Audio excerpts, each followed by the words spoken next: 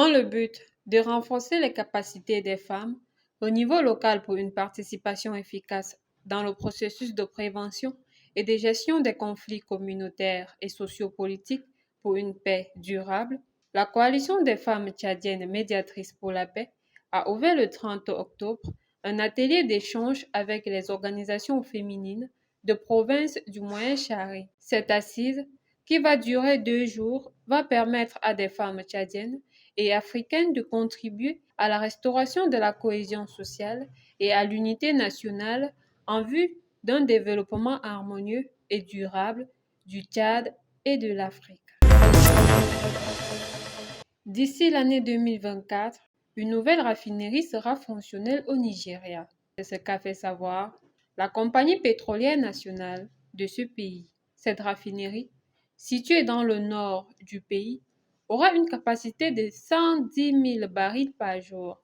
En rappel, cette dernière avait été fermée en 2021 pour rénovation et d'après le ministre des Ressources pétrolières du pays, Heineken Lok-Obiri, les travaux seront finis d'ici le 4e trimestre de 2024. Le Nigeria est le plus gros producteur de pétrole en Afrique.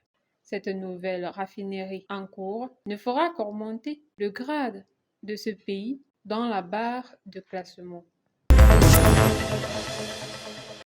Les forces armées de la République démocratique du Congo sont au front pour le rétablissement de la sécurité dans le pays. Le lundi 30 octobre, de violents affrontements entre ces dernières et les rebelles du M23 se sont poursuivis dans la partie ouest de Kibumba, territoire de Nyiragongo, dans la zone du parc national des Virunga. Pour l'instant, les dégâts n'ont pas été publiés. Il convient de noter que ce conflit en RDC a déjà engendré des centaines de déplacés internes.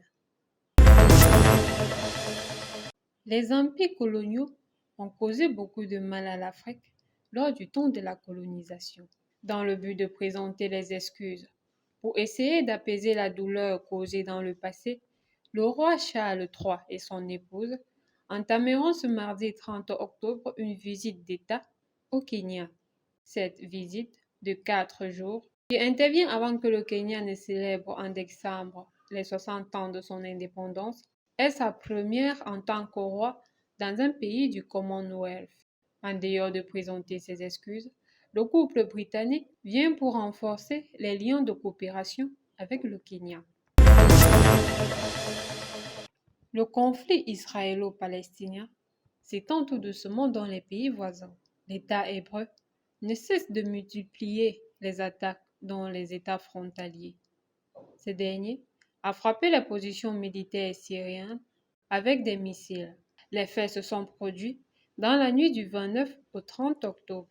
Ce raid, lancé depuis le plateau de Golan, occupé par Israël, a causé de nombreux dommages aux sites ciblés. En dehors de la Syrie, Israël avait aussi frappé le Liban avec des raids aériens ainsi que l'Égypte.